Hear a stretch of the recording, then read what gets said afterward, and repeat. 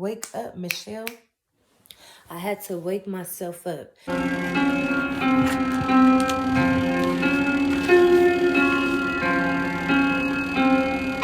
my story, it's my story, not his story. When I'm sharing, it's transparent, giving him the glory. I know you got a story, and you ain't gotta wait. You never know the difference a conversation makes. Wasn't in a position to take care of me. My dad was married to his ex-wife, the person who he left me with. It was one morning I woke up with my dad being there at home, and when I left with my stepmother and her kids, my dad had left too. My stepmother was keeping me from everybody. I couldn't use no phone. She was monitoring my every move and everything like that. My mom ended up living there with us, my real mother that birthed me. Couldn't take care of me. She could barely take care of herself at the time. She signed over her parental rights because she couldn't care for me. Life wasn't so great at all. Life was a mess. Life was crazy. Life was just sad. It was sad for me because none of these people are my real family. My dad left me here with y'all. Like, my mom signed over her rights and I just didn't get it. I didn't understand. 16 years old, I got pregnant and I was living with her and had my baby at 17 years old. And they promised to help me. So my stepmom, oldest daughter, just came back in the picture not too long ago, just came back around not too long ago after several years. She was a total stranger to me, but to them, oh, they finally get to see their sister.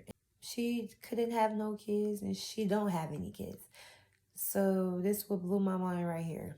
They're going to help me graduate and help me with my son, right? Help. Help, and they promise. Not harm my son, but they telling me if I go into foster care with my child, foster care will separate us. I'm not knowing anything about that, so yes, I'm believing everything that they saying.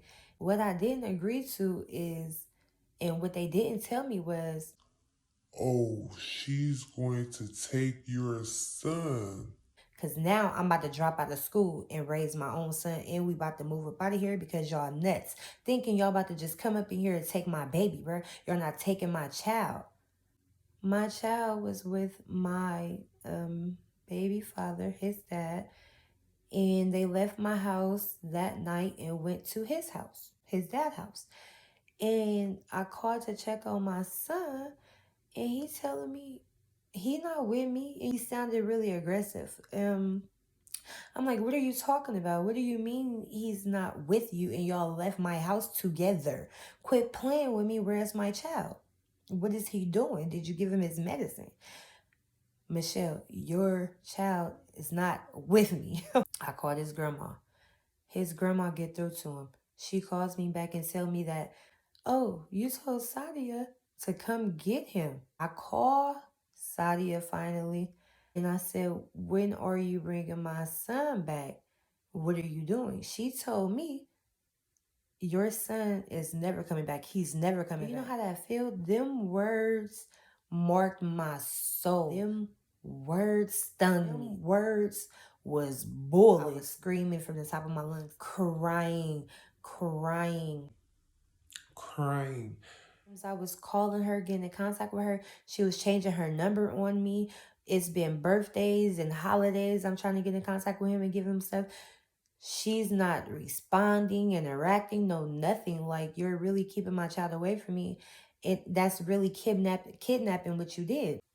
Decided that she said she's not bringing my son around nobody or no birthday parties or nothing like that. Whereas if Michelle is there, I'm not coming. We're not coming. Times that she'll come around by herself and not bring my son. Like, it really hurt it. Hurt, not even the word. I can't even explain the emotions I was feeling. So not wanted. I felt like a failure. I below myself. I felt like this low does that? Why would you take my child from me? Why would you take my child from me? I would have got an abortion if I didn't want my child. But now I understand that the paper y'all told me about and to sign my name on was a temporary guardianship paper. Okay, boom, it's a difference. This when we're going to break the pattern. We're going to break the curse because I could never do what my mom straight up gave up her rights. She really knew what she was signing and knew what she was. On the other hand, was tricked and manipulated into something I did not know I was signing. Only a teenager. I don't even know. This is my first kid. Talking about.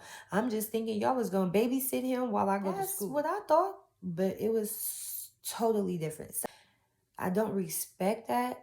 I really had natural birth with my child, and I wasn't even there for his first words, for his potty training, for nothing but a little bit of doctor appointments we went to when I first had him. Everything. They took a big piece of my heart.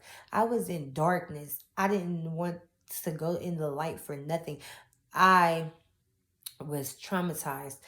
It made me scared of people. It made me not want to be around people because people is cruel. People do you wrong. People is not what you like want them to be. Everybody is not good like that. Like who does that for real? But I know who does that. A person who cannot have kids and don't have any kids. That's who will do that. She was trying to help me and stuff like that. They told me that if we go into foster care, they was going to separate us. They told me all this nonsense and bullcrap. Like they not social work for the county. Like how do you know? That's what I'm thinking now. How did you know? Me?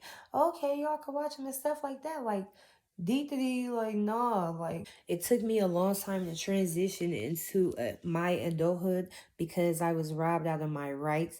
It took me a long time to even recognize and acknowledge the things that I am now.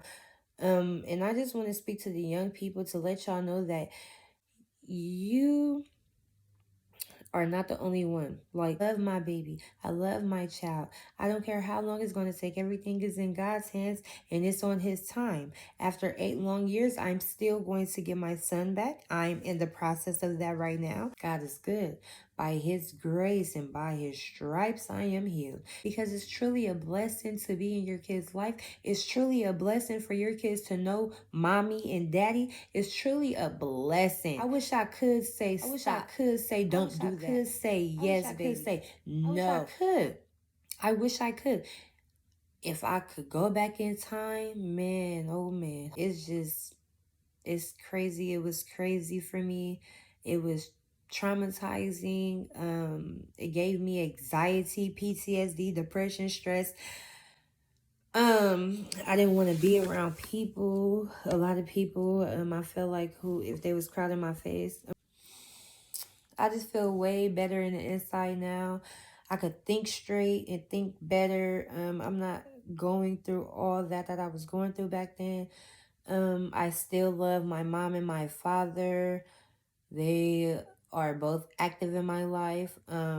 My child is also 8 years old now.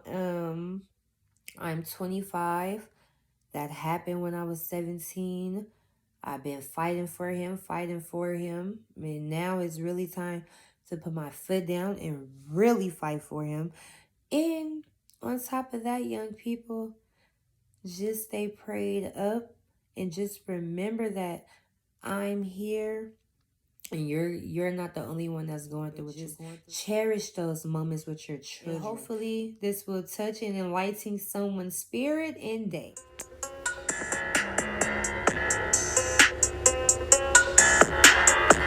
I know you got a story and you just don't want to wait. Adrena's Haven 916, you know we can relate.